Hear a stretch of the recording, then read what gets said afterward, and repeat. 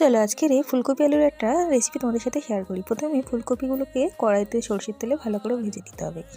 একটু হালকা লাল লাল হয়ে আসবে লবণ দিয়ে ভেজে তুলে নেবো। ওইখানেই আর একটু তেল দিয়ে তাতে জিরে আর কাঁচা লঙ্কা ফোড়ন দেবো, দিয়ে কেটে রাখা আলুগুলোকে দিয়ে ভালো করে ভেজে নেবো। আলুটাকে লবণ দিয়ে ভালো করে আমি লাল লাল করে ভেজে নেবো। এখানে আলুটা লাল লাল করে ভেজে রাখা হয়ে গেলে উপরে যে ফুলকপিগুলো ভেজে রেখেছিলাম সেটাই দিয়ে এবার পরিমাণ মতো হলুদ গুঁড়ো, একটু লবণ আর একটু গ্রেট করা আদা আর টমেটো দিয়ে দিয়েছিলাম।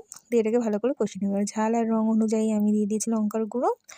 দিয়ে এটাকে ভালো করে মিশিয়ে নিয়ে ভালো করে কষিয়ে নিতে হবে। এরপরে সবজির সাথে মশলা টশলা কষানো হয়ে গেলে ১ বাটির মতো জল দিয়েছি। দিয়ে একদম গ্যাসটাকে মিডিয়ামে দিয়ে এটাকে ফুটতে দিয়েছি। ফুটে গামাখা করে নামিয়ে নিয়েছি। এটা সার্ভ করেছিলাম পরোটার সাথে, যেটা খেতে কিন্তু খুবই সুন্দর হয়েছিল। তোমরাও বাড়িতে একবার এটা ট্রাই করে দেখতে পারো। আর ভালো লাগলে অবশ্যই আমাকে কমেন্ট করো, শেয়ার করো, চ্যানেলটা লাইক করো। টাটা বন্ধুরা, দেখা হচ্ছে অন্য একটা ভিডিওতে। ভালো থেকো তোমরা সবাই।